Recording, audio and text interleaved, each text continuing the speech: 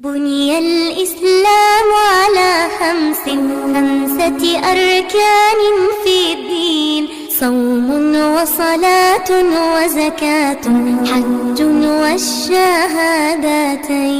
السلام علیکم سر. وعلیکم السلام ورحمۃ اللہ. سر میرا آج کا سوال یہ ہے کہ کسی مسلمان پر جھوٹا الزام لگانا کیسا ہے؟ بسم اللہ الرحمن الرحیم. اللہ تبارک و تعالی نے ہر مسلمان کی جان اور مال کو جس طریقے سے تحفظ دیا ہے، ایسے ہی اس کی عزت کو بھی قابل احترام بنایا ہے. جیسے کسی مسلمان کی جان پہ حملہ کرنا، اس کے مال کے درپے ہونا حرام ہے، بالکل اسی طریقے سے کسی مسلمان کی عزت کو اچھالنا، اسے بے عزت کرنا، یہ بھی ناجائز اور حرام ہے. تو جو شخص کسی دوسرے پر الزام لگاتا ہے وہ حقیقت میں اس کی عزت کو خراب کرتا ہے، اس کی پگڑی کو اچھالتا ہے. یاد رکھیں کہ یہ بہت بڑا گناہ ہے اللہ تبارک و تعالیٰ کی نگاہ میں بھی اور اللہ کے رسول صلی اللہ علیہ وسلم کی نگاہ میں بھی. چنانچہ سورہ نساء کی غالباً آیت نمبر 112 ہے، جس میں اللہ تعالیٰ ارشاد فرماتے ہیں کہ وَمَن يَكْسِبْ خَطِيئَةً أَوْ إِثْمًا، کہ جو شخص کوئی خطا کر بیٹھے یا اس سے کوئی گناہ ہو جائے، ثُمَّ يَرْمِ بِهِ بَرِيئًا، پھر وہ کسی بے قصور پہ اس کا الزام ڈال دے، تو فَقَدِ احْتَمَلَ بُهْتَانًا، تو پس تحقیق اس نے اپنے اوپر ایک بہتان لاد لیا، وَإِثْمًا مُبِينًا، اور کھلے گناہ کا اس نے کیا، کھلا گناہ اس نے کر لیا. جس نے کسی پر کسی بے قصور کو قصوروار بنا دیا، کسی غیر مجرم کو مجرم قرار دے دینا، اللہ تعالیٰ فرماتے ہیں کہ اس نے اپنے اوپر بہتان لاد لیا اور اس نے ایک کھلے گناہ کا ارتکاب کر لیا. یاد رکھیں قرآن کریم میں بہت سے احکامات اللہ تبارک و تعالیٰ نے صرف مسلمان کی آبرو کو محفوظ رکھنے کے لیے دیے ہیں. چنانچہ سورہ حجرات میں اللہ تعالیٰ فرماتے ہیں یا ایھا الذین آمنوا لا یسخر قوم من قوم عسى ان یکونوا خیرا منهم، کہ ایمان والو تم ایک دوسرے سے مذاق نہ کرو، مذاق نہ اڑاؤ ایک دوسرے کا. ولا نساء من نساء، اور عورتیں بھی ایک دوسرے کا مذاق نہ اڑائیں، کیونکہ مذاق اڑانے سے بھی اس کی عزت پہ حرف آتا ہے. پھر فرمایا وَلَا تَلْمِزُوا أَنفُسَكُمْ، کسی کو تانے مت دو، جگت مت لگاؤ کسی پر. وَلَا تَنَابَزُوا بِالْأَلْقَابِ، اور برے القاب سے مت پکارو. بِئْسَ الِاسْمُ الْفُسُوقُ بَعْدَ الْإِيمَانِ، ایمان لانے کے بعد یہ کام کرنا یعنی کسی کی عزت کو اچھالنا یہ فسق ہے اور یہ بہت برا ہے. پھر فرمایا یا ایھا الذین آمنوا اجتنبوا کثیرا من الظن، کہ گمان قائم کرنے سے بچو، اس لیے کہ بعض گمان وہ گناہ ہے. ولا تجسسوا، اور کسی کی ٹوہ میں مت پڑو کہ اس کا کردار کیسا ہے. ولا یغتب بعضکم بعضا، اور کسی کی غیبت نہ کرو. یہاں تک فرمایا کہ اگر تم غیبت کرتے ہو تو یہ ایسے ہے جیسے اپنے ہی مردہ بھائی کا گوشت کھا رہے ہیں. اللہ تبارک و تعالیٰ نے نفسیاتی طور پر ہمارا علاج کیا کہ جیسے تم اپنے مردہ بھائی کے گوشت کو ناپسند کرتے ہو، اس سے بچتے ہو، اس سے تمہیں کراہت ہوتی ہے، اس سے تم گھن کھاتے ہو، ایسے ہی ایک مسلمان کی عزت پر حملہ کر کے جس وبال، عقاب، سزا کے تم حقدار بنتے ہو، اس سے بھی اسی طریقے سے بچو، اسی طریقے سے احتراز کرو جیسے تم مردہ بھائی کے گوشت کھانے سے احتراز کرتے ہو. تو آپ نے سوال یہ کیا کہ کوئی کسی مسلمان پہ الزام دھر دے، بہتان لگا دے، تو یہ کیسا ہے؟ تو یاد رکھیں کہ قرآن و سنت کی نگاہ میں یہ بہت بڑا گناہ ہے.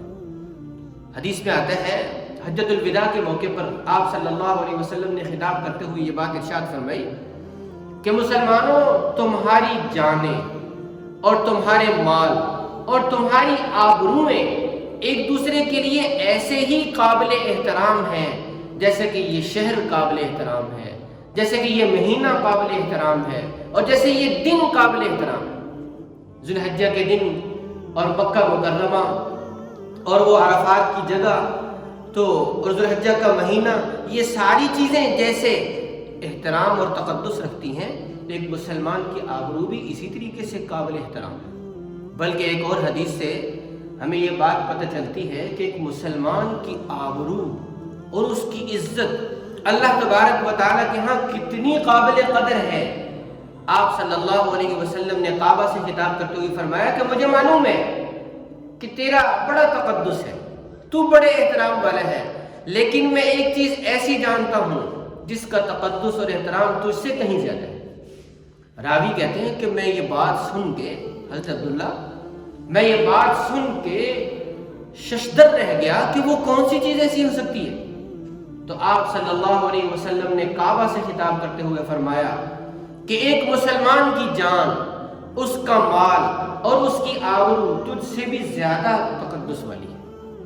اس حدیث سے ہمیں یہ بات پتہ چلی کہ اگر کوئی شخص خدا نخواستہ کعبہ کو ڈھانے چلے، گرانے چلے، اس کے تقدس کو پامال کرنے کے لیے بڑھے، اس کا یہ گناہ اتنا بڑا نہیں ہے جتنا کہ یہ گناہ بڑا ہے کہ کسی مسلمان کی آبرو گیری کی جائے، کسی مسلمان کی عزت پہ حملے کیے جائیں، اس کو تانے دیے جائیں، اس پہ الزام لگائے جائیں، اس پہ تہمت لگائی جائے۔ حدیث میں آتا ہے آپ صلی اللہ علیہ وسلم صحابہ کرام سے گفتگو فرما رہے تھے تو سود کی شناعت اور قباحت ان کے دلوں میں اتارنے کی کوشش کر رہے تھے۔ تو آپ نے فرمایا کہ جو سود ہے، اگر کسی نے 1 درہم کا بھی سود کسی سے لیا تو سود کا کم تر درجہ یہ ہے کہ الیاذ باللہ کہ کوئی شخص اپنی ماں سے بدکاری کرے، یہ سود کا ادنا درجہ ہے، ماں سے بدکاری کرنا۔ اور پھر فرمایا کہ ان ارب الربا استطالۃ الرجل فی ارض اخیہ او کما قال صلی اللہ علیہ وسلم، کہ سود کا سب سے بڑا درجہ یہ ہے کہ کوئی مسلمان اپنے مسلمان بھائی کی عزت کو خراب کرنے کی کوشش کرے۔ آج ہم جس معاشرے کا حصہ ہیں اس میں کسی کی آبرو، کسی کی عزت اور کسی کی توقیر اور اس کا احترام، ہمارے ہاں اس کی کوئی وقت ہی نہیں، ہمارے ہاں اس کا کوئی خیال ہی نہیں ہے، اس کی کوئی پاسداری ہی نہیں ہے۔ یاد رکھیں، جو بھی کلمہ گو ہے، جو مسلمان ہے، وہ قابل احترام ہے، چاہے وہ کوئی بھی پیشہ رکھتا ہے، چاہے وہ ریڑھی لگاتا ہے، چاہے وہ پھٹے پہ بیٹھتا ہے، چاہے وہ چھاپڑی والا ہے، چاہے وہ مزدوری کرتا ہے، چاہے وہ رنگ کا کیسا بھی ہے، وہ دنیاوی اعتبار سے کتنے بھی لو لیول کا ہے، وہ مسلمان ہے تو وہ قابل احترام ہے، اس کی عزت قابل احترام ہے۔ آخری بات ایک یاد آ گئی کہ امام مالک رحمۃ اللہ علیہ کے زمانے میں ایک عورت کا انتقال ہوا تو کچھ عورتیں اس کے پاس جب آئیں تو ان میں سے ایک نے یہ کہہ دیا کہ اس کے تو فلاں کے ساتھ ناجائز تعلقات ہیں، تو اس نے اس پہ تہمت لگا دی۔ اب اس کے بعد جب اس کو غسل دینے لگے تو جس عورت نے یہ تہمت لگائی تھی اس کا ہاتھ اس مردہ عورت کے ساتھ چمٹ گیا۔ اب وہ چھڑانے کی کوشش کرتی، چھوٹتے ہی۔ چنانچہ حیران و پریشان علماء کرام سے رہنمائی دی گئی کہ اس کا کیا کیا جائے، جب ہی اس کو کھینچ دیں تو وہ ساتھ ہی۔ تو کسی نے یہ کہا کہ مردہ عورت کا بدن اتنا کاٹ دیا جائے۔ تو مردہ عورت کے ورثہ کھڑے ہو گئے، کیوں جی، اس کا کیا قصور ہے، اس کو مردہ حالت میں یہ تکلیف کیوں پہنچائی جائے؟ تو پھر کسی نے مشورہ دیا کہ زندہ عورت کا ہاتھ کاٹ دیا۔ تو اب زندہ عورت کے ورثہ کھڑے ہو گئے کہ کیوں جی، اس کا ہاتھ کیوں کاٹا جائے؟ معاملہ آ گیا امام مالک رحمۃ اللہ علیہ کے پاس۔ تو امام مالک رحمۃ اللہ علیہ نے اس عورت سے کہا کہ تم نے اس کے بارے میں کیا کہا تھا؟ اس نے کہا کہ میں نے یہ کہا تھا کہ اس کے فلاں کے ساتھ ناجائز تعلقات۔ تو امام صاحب نے پوچھا کہ اچھا آپ نے اس کو نازیبہ حالت میں اس کے ساتھ دیکھا؟ کہا کہ نہیں۔ پھر فرمایا کہ اچھا جو بات آپ نے کہی کہ اس کے ناجائز تعلقات تھے، اس پر 2 گواہ آپ کے پاس ہیں؟ کہا کہ نہیں. تو پھر فرمایا کہ تم نے اس پہ تہمت لگائی ہے، اور قرآن کریم میں آتا ہے کہ جو کسی پہ ناجائز تہمت لگائے بدکاری کی اس کو 80 کوڑے لگیں گے، لہذا اسے 80 کوڑے لگائے گئے. چنانچہ فیصلہ ہو گیا اور عورت کو کوڑے لگنے شروع ہو گئے جس نے تہمت لگائی تھی. جب 80 کوڑے پورے ہو گئے اس عورت کا ہاتھ مردہ عورت کے بدن سے الگ ہو گیا. اللہ تبارک و تعالیٰ نے یہ بات واضح کر دی کہ ایک مسلمان کی آبرو میرے لیے اس قدر قابل احترام ہے کہ میں اگر چاہوں تو فوراً پکڑ کر لوں اور سب کے سامنے رسوائی کا سبب ہو جائے.